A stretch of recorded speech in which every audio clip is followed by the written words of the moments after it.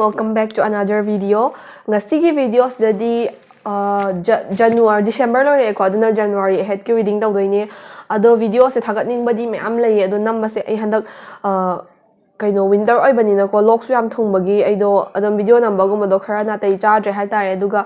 hoi sidagi di adum college su suti lai khara aduna alternate days ta aina thagatning video se sa thagat hoba ya ba yengase ado ngasi January head reading taraga alternate day haidi hangchit kumba sina amuk aise 2022 gi oiba whole general reading ama tawge tawbune ba adu loraga amuk jodic ke 2022 gi reading ama song tawge haina khalle do tawning mani yam yam endo mathang sa adum thagala amba ngam yenge aido handak suti leringai manung sida hai tare ko ado ngasi gi oina di reading se January ahead reading pick a pile taraga tawbodo adum tawarni aduga general reading adum oigani aduna personally reading tawbining ba singna aigi Instagram link to aigi description box adum hapcharamage aduga ai card anauba ma lae ba ko to affirmators ka we adum energy card ne hai tare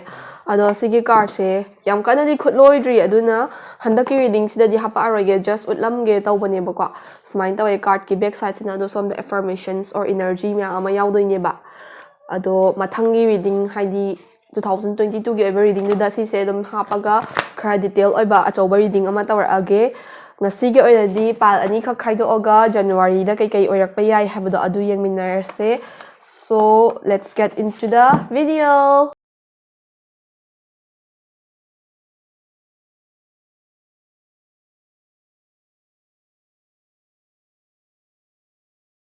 Kainame aduga mic yaramdabagi sound yaramdabagi amuk nauna amuk namdore ado card singdo aina pal a sige pal sige idol figure se blue se se netragana pal a do choose to bi basingdo adudugi card singdo aina shuffle ga tawraga ne pick tawba loirabne aduga reading loirabne bako reading loirabane adu itarsu video do yaramdre aduna reading do budi amuk hallani adu itarsu pick tawriba pal singdo de edum uchara age ko 2 of 1 sari ba card se reverse ta pick tawe aduga 8 of cups sari ba card chine plus 8 of coins hai ba ko sorry 8 of coins sari ba card chine aduga 4 of cups sari ba card chiga pick tawe plus energy card ama yawe energy card china sigi honesty hari ba energy card chine ba ko ado si se reading je phasana explain tawna khotana mayam ma tawloi jaramne aduga video nam loiraga yengkanda sound do yaramdre aduge mo halline ado card ti anirak thokna pick tawda nungai tabagi ko haidi aha ba tholak paduna adum oining bagi aina sigi card china adum ohelabne ba ado pal e khanbi ba singi spelum to khike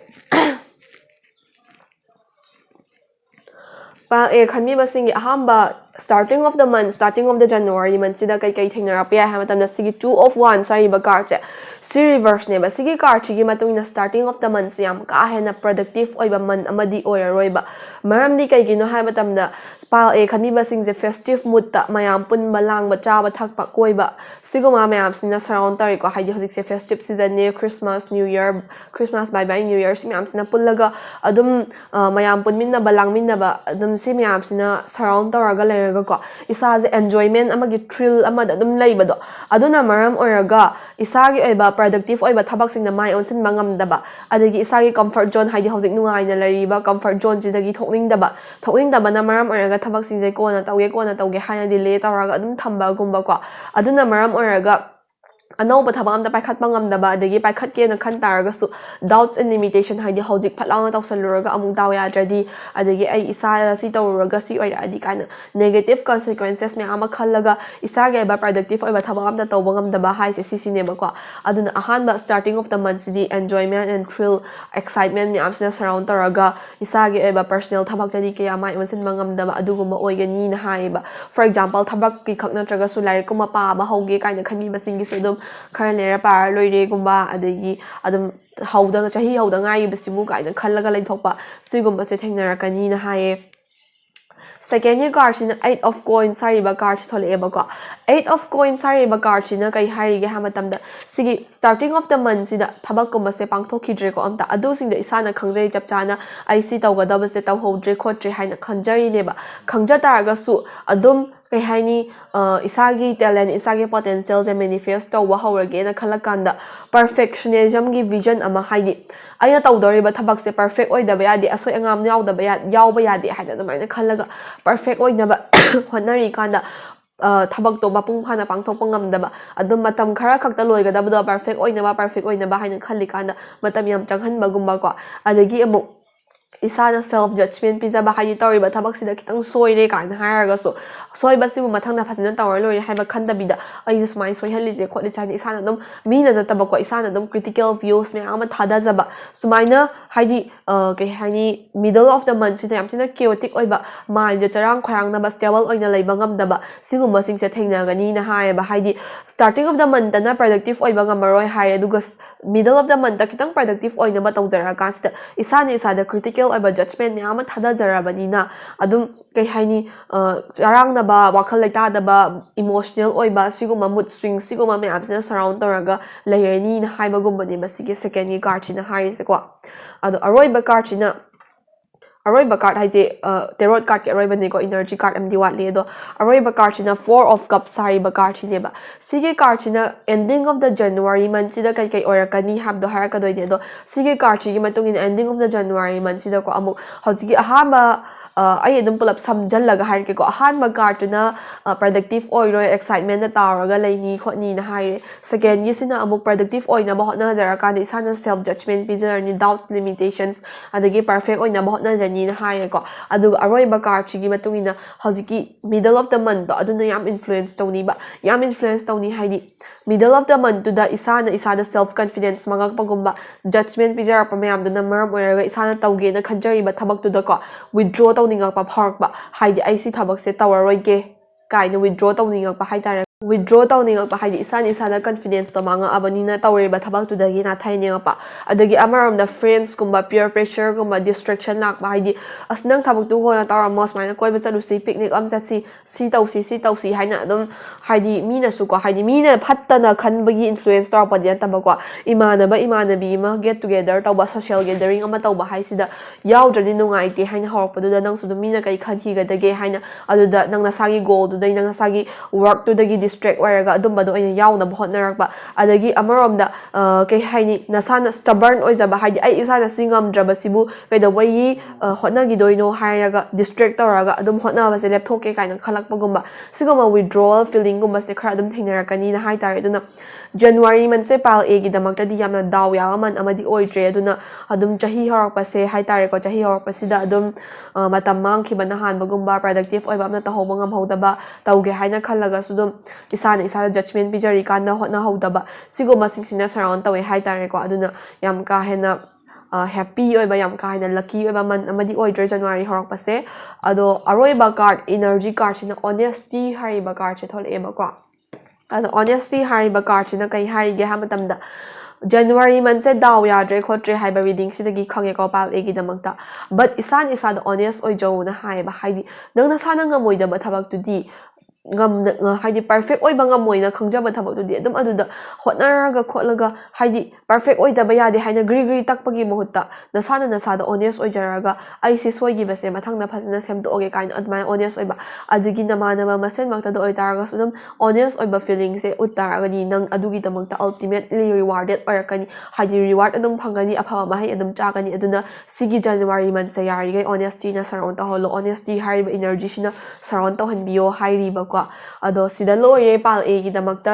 January haidi next month ki reading se haitare ko ado sida ki dum lawba yaba chanaba advice sing dum lawsin biyo aduga whole 2022 gi oiba reading du da ai mathangi video da sojana maki tawzara age so for pal a sigi di matang swaida loijare thank you for watching my video. Hey palbi khanbi ba na tragana sigi red idol figure se khanbi basingda adudugi January ahead sida kai kai rapya habagi reading na tawdoine ado ahambada akoi card se pick tawrase card ahom pick tawgani plus energy card amaga pick tawdoine ko ado ahamba card sina king of cups sari ba card thale ko second gi amuk yengase second sina two of pentacles sari ba card thale palbi singedi am daw ya ba man ama oidori he starting se afaba card na thale ꯑꯔꯣꯏꯕ ꯀꯥꯔꯠꯁꯤꯁꯨ 3 of Cups ꯍꯥꯏꯔꯤꯕ ꯀꯥꯔꯠꯁꯤ ꯊꯣꯛꯂꯛꯑꯦꯀꯣ ꯑꯗꯣ ꯁꯤꯒꯤ card ꯑꯍꯨꯝꯁꯦ ꯑꯌꯥꯝꯕꯅ ꯍꯣꯏ ꯄꯣꯖꯤꯇꯤቭ ꯑꯣꯏꯕ card ꯉꯥꯛꯇꯅꯦ ꯍꯥꯏꯇꯥꯔꯦ ꯑꯗꯨꯝ ꯍꯦꯄꯤ ꯑꯣꯏꯕ ꯑꯗꯒꯤ ꯂꯛꯀꯤ ꯑꯣꯏꯕ ꯃꯟ ꯑꯃꯗꯤ ꯑꯣꯏꯗꯣꯔꯤ ꯄꯥꯜꯕꯤꯒꯤꯗꯃꯛꯇ ꯆꯍꯤ ꯍꯧꯕꯁꯦ ꯑꯗꯨꯒ ꯑꯔꯣꯏꯕ ꯏꯅꯔꯖꯤ ꯀꯥꯔꯠ ꯑꯃꯇꯪꯒ ꯄꯤꯛ ꯇꯧꯈꯤꯒꯦ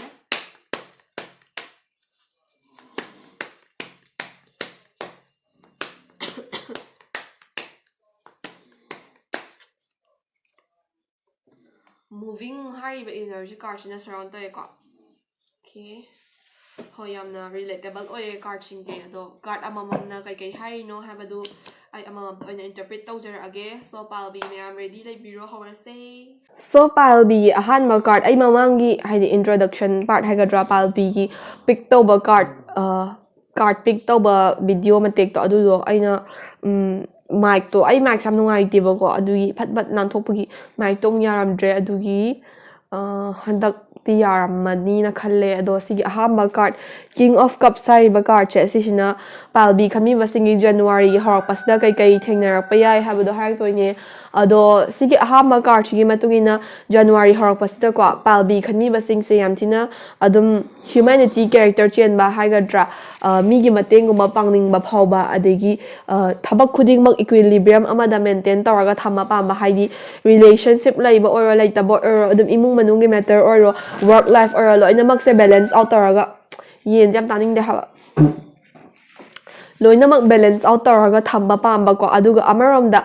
ꯊꯕꯛ ꯑꯃꯅꯁꯨ ꯍꯦꯟꯅ ꯏꯝꯄꯣꯔꯇꯦꯟꯁ ꯄꯤꯅꯤꯡꯗꯕ ꯆꯞ ꯃꯥꯟꯅꯕ ꯑꯦꯐꯔꯠ ꯄꯤꯅꯤꯡꯕ ꯑꯗꯨꯒ ꯏꯃꯣꯁꯅꯦꯜꯂꯤ ꯍꯦꯄꯤ ꯑꯣꯏꯕ ꯏꯃꯣꯁꯅꯦꯜꯂꯤ ꯁꯥꯎꯟ ꯑꯣꯏꯕ ꯁ꯭ꯇꯦꯕꯜ ꯑꯣꯏꯕ ꯕꯤꯒꯤꯅꯤꯡ ꯑꯃ ꯑꯣꯏꯒꯅꯤꯕ ꯃꯟꯀꯤ ꯑꯍꯧꯕꯁꯦ ꯍꯥꯏꯗꯤ ꯏꯃꯣꯁꯅꯦꯜꯂꯤ ꯍꯦꯄꯤ ꯑꯣꯏꯕ ꯍꯥꯏꯒꯗ꯭ꯔꯥ ꯑꯗꯨꯒ ꯑꯃꯔꯣꯝꯗ ꯀꯥꯝ ꯑꯣꯏꯅ ꯂꯩꯕ ꯑꯗꯒꯤ ꯊꯕꯛ ꯑꯃ ꯇꯧꯕ ꯃꯇꯝꯗꯀꯣ ꯗꯤꯁꯤꯖꯟ ꯂꯧꯕ ꯃꯇꯝꯗ ꯑꯦꯗꯚꯥꯏꯁ ꯑꯣꯏꯅ ꯍꯥꯏꯗꯤ ꯃꯟ ꯑꯍꯧꯕꯁꯤꯗ ꯗꯤꯁꯤꯖꯟ ꯂꯧꯕ ꯃꯇꯝꯗ ꯍꯥꯔꯠꯇꯒꯤ ꯂꯧꯕꯤꯒꯅꯣ ꯃꯥꯏꯟꯗꯒꯤ ꯂꯧꯕꯤꯌꯣ ꯍꯥꯏꯌꯦꯕ ꯍꯥꯏꯗꯤ ꯐꯖꯅ ꯏꯁꯥꯒꯤ ꯏꯟꯇꯦꯂꯦꯛꯆꯨꯋꯦꯜ ꯅꯣꯂꯦꯖ ꯁꯤꯖꯤꯟꯅꯕꯤꯔꯒ ꯊꯕꯛ ꯑꯃ ꯇꯧꯔꯝꯗꯥꯏꯗ ꯑꯣꯔ ꯀꯩꯅꯣꯝꯃ ꯇꯧꯔꯝꯗꯥꯏꯗ ꯗꯤꯁꯤꯖꯟ ꯂꯧꯕ ꯃꯇꯝꯗ ꯃꯥꯏꯟ ꯌꯥꯝ ꯁꯤꯖꯤꯟꯅꯕꯤꯌꯣ ꯕ꯭ꯔꯦꯟ ꯏꯟꯇꯦꯂꯦꯛ ꯂꯦꯚꯦꯜ ꯌꯥꯝ ꯏꯟꯇꯦꯂꯦꯛꯆꯨꯋꯦꯜ ꯅꯣꯂꯦꯖ ꯌꯥꯝ ꯁꯤꯖꯤꯟꯅꯕꯤꯌꯣ ꯍꯥꯏꯗꯤ ꯗꯤꯁꯤꯖꯟꯁꯤꯡꯗꯣ ꯑꯗꯨꯅ ꯐ꯭ꯌꯨꯆꯔꯗꯁꯨ ꯏꯐꯦꯛ ꯇꯧꯔꯛꯄ ꯌꯥꯏ ꯍꯥꯏꯕ ꯑꯗꯨꯅ ꯀꯩꯅꯣꯝꯃ ꯇꯧꯔꯝꯗꯥꯏꯗ ꯗꯤꯁꯤꯖꯟ ꯂꯧꯔꯝꯗꯥꯏꯗ ꯉꯥꯏꯍꯥꯛꯇꯪꯒꯤ ꯐꯠ ꯐꯠ ꯈꯟꯕ ꯗꯤꯁꯤꯖꯟ ꯂꯧꯕꯤꯒꯅꯣ ꯇꯨꯡ ꯀꯣꯏꯅ ꯆꯠꯀꯗꯕ ꯗꯤꯁꯤꯖꯟ ꯐꯖꯅ ꯈꯟꯊꯔꯒ ꯂꯧꯕꯤꯌꯣ ꯍꯥꯏꯕꯁꯤꯅ ꯑꯦꯗꯚꯥꯏꯁ ꯑꯣꯏꯅ ꯂꯩꯌꯦꯕ ꯑꯗꯣ ꯑꯗꯨꯝ ꯍꯦꯄꯤ ꯑꯣꯏꯕ ꯁ꯭ꯇꯦꯕꯜ ꯑꯣꯏꯕ ꯃꯟꯠꯀꯤ ꯕꯤꯒꯤꯅꯤꯡ ꯑꯃꯗꯤ ꯑꯣꯏꯒꯅꯤꯅ ꯍꯥꯏꯔꯤꯕ ꯁꯦꯀꯦꯟꯒꯤ ꯀꯥꯔꯠꯁꯤꯅ 2 of Pentacles ꯍꯥꯏꯔꯤꯕ ꯀꯥꯔꯠꯁꯦ ꯄꯤꯛ ꯇꯧꯔꯦꯀꯣ ꯁꯤꯒꯤ ꯀꯥꯔꯠꯁꯤꯒꯤ ꯃꯇꯨꯡꯏꯟꯅ ꯄꯥꯜꯕꯤ ꯈꯟꯕꯤꯕꯁꯤꯡꯁꯦ ꯁꯤꯁꯦ ꯖꯅꯋꯥꯔꯤꯒꯤ ꯃꯤꯗꯜ ꯁ꯭ꯋꯥꯏꯗꯀꯣ ꯌꯥꯝ ꯊꯤꯅ ꯕꯤꯖꯤꯕꯤ ꯍꯥꯏꯗꯤ ꯊꯕꯛ ꯌꯥꯝꯅ ꯆꯤꯟꯕ ꯍꯥꯏꯗꯤ ꯏꯁꯥꯒꯤ ꯐꯥꯎꯕ ꯃꯇꯝ ꯀꯥꯏꯊꯣꯛꯅꯤꯡꯉꯥꯏ ꯂꯩꯖꯗꯕ ꯗꯦ ꯇꯨ ꯗꯦ ꯂꯥꯏꯐꯁꯦ ꯊꯤꯅ ꯆꯤꯟꯕ ꯍꯥꯏꯇꯥꯔꯦꯀꯣ ꯀꯔꯤ ꯃꯔꯝꯗꯒꯤ ꯆꯤꯟꯗꯣꯏꯅꯣ ꯋꯔꯛ ꯂꯥꯏꯐꯇ ꯆꯤꯟꯗꯣꯏꯔꯥ ꯂꯥꯏꯔꯤꯛ ꯄꯥꯕꯒꯤ ꯆꯤꯟꯗꯣꯏꯔꯥ ꯀꯣꯂꯦꯖ ꯀꯥꯕꯒꯤ ꯁ꯭ꯀꯨꯜ काबꯒꯤ ꯆꯤꯟꯗꯣꯏꯔꯥ ꯑꯗꯨꯗꯤ ꯈꯪꯗ꯭ꯔꯦꯀꯣ ꯑꯗꯨ ꯑꯣꯏꯇꯥꯔꯒꯁꯨ ꯌꯥꯝ ꯊꯤꯅ ꯕꯤꯖꯤ ꯑꯣꯏꯕ ꯁꯦꯗ꯭ꯌꯨꯜ ꯈꯔ ꯂꯥꯛꯄ ꯑꯗꯨꯅ ꯃꯔꯝ ꯑꯣꯏꯔꯒ ꯏꯁꯥꯒꯤ ꯐꯥꯎꯕ ꯇꯥꯏꯝ ꯄꯤꯅꯤꯡꯉꯥꯏ ꯃꯇꯝ ꯂꯩꯖꯗꯕ ꯁꯤꯒꯨꯝꯕꯁꯦ ꯈꯔ ꯊꯦꯡꯅꯔꯛꯀꯅꯤꯅ ꯍꯥꯏꯌꯦ ꯃꯤꯗꯜ ꯑꯣꯐ ꯗ ꯖꯅꯋꯥꯔꯤꯁꯤꯗ ꯑꯗꯨꯅ ꯌꯥꯔꯤꯈꯩ ꯏꯁꯥꯅ ꯍꯥꯏꯗꯤ ꯄ꯭ꯔꯥꯏꯌꯣꯔꯇꯥꯏꯖꯦꯁꯟꯗꯣ ꯏꯁꯥꯒꯤ ꯋꯔꯛꯇ ꯄꯤꯗꯣꯏꯔꯥ ꯏꯁꯥꯒꯤ ꯔꯤꯂꯦꯁꯟꯁꯤꯞꯇ ꯄꯤꯗꯣꯏꯔꯥ ꯐꯦꯃꯤꯂꯤꯗ ꯄꯤꯗꯣꯏꯔꯥ ꯍꯥꯏꯕꯗꯣ ꯐꯖꯅ ꯁꯣꯔꯠ ꯑꯥꯎꯠ ꯇꯧꯕꯤꯔꯒ ꯍꯥꯏꯗꯤ ꯁꯤꯒꯨꯝꯕ ꯈꯔ ꯂꯥꯛꯀꯗꯧꯕ ꯂꯩꯔꯦ ꯃꯤꯗ ꯑꯣꯐ ꯖꯅꯋꯥꯔꯤꯁꯤꯗ ꯍꯥꯏꯕꯅꯤꯅ ꯑꯗꯨꯅ ꯑꯗꯨꯒꯨꯝꯕ ꯑꯆꯤꯟꯕ ꯈꯔꯗ ꯂꯥꯛꯀꯗꯧꯕ ꯂꯩꯔꯕꯅꯤna ꯍꯥꯟꯅ ꯊꯕꯛꯁꯤꯡꯁꯦ ꯁꯣꯔꯠ ꯑꯥꯎꯠ ꯇꯧꯔꯒ ꯊꯝꯕꯤꯍꯧꯔꯣꯅ ꯍꯥꯏꯔꯤꯕ ꯁꯤꯒꯤ ꯁꯦꯀꯦꯟ ꯀꯥꯔꯠꯁꯤꯅꯀꯣ ꯑꯗꯣ ꯑꯗꯨꯝ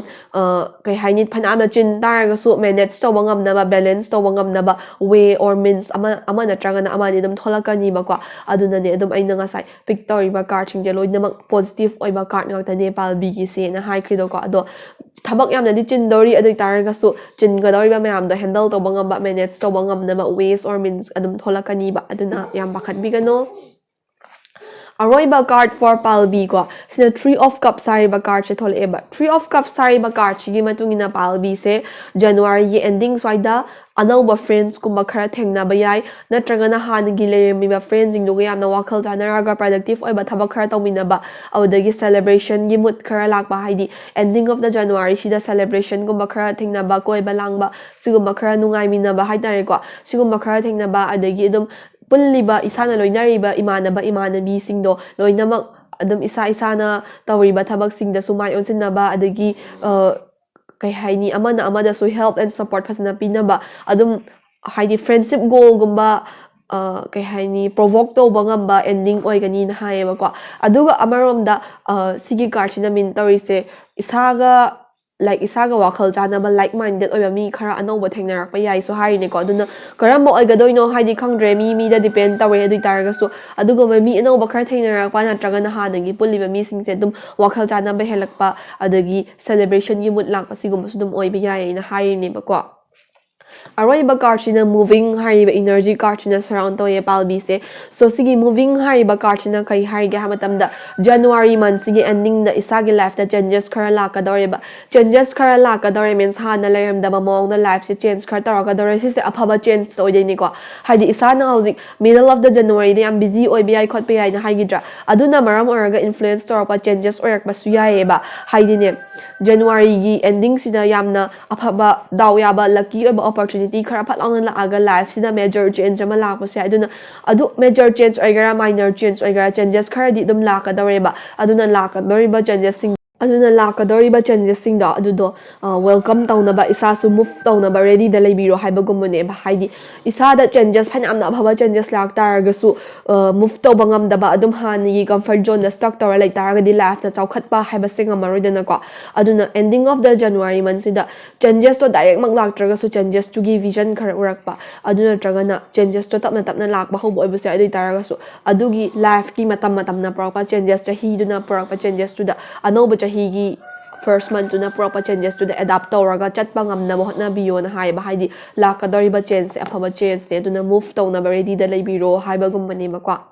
so palbi gi damak tadi dum hai na hai ne khara chin ba khara busy ba man oi targa su yamna afaba oye haidi energy sing su afaba oye duna khara daw ya ba lucky ba opportunity khara lakpa su ya edum mi gi makhabudi pole adu targa su ready da leibiro siguma myam se welcome tauna ba aduga Hoi, matang soida loijarage palbigi reading su. Thank you for watching. So video se matang soida loijarage ado video se loijarage gi mamangda palbi do hoi palbi budi khara daw ya bani hen credo pal e gidi CC orak pa yai habado khara khangabani na adam ready da laibiraga matam gumba yam pak no way so na ba hotna biro aduga 2022 ge ba general reading do I saw na 2 days 3 days ki manung da thagat na ba hotna jar age adagi among jodek ke ba detail reading next year sida kai kai orak pa yai habagi jodek ke reading do among tause so ngasi gi oyadi matang swaida lo shinjarage ado mayam na video asibu like subscribe amadi share to video na channel ase hena grow to bada help to biyo I 2300 admai ni sura mani subscriber se ko ado adum ai su nungai ba content do toina hapkat pangam na ba hena subit lein na ba subscriber su khara yam hala se mayam help to biro o so ngasi ga ni matang swaida loi jarage thank you for watching my video have a great month bye bye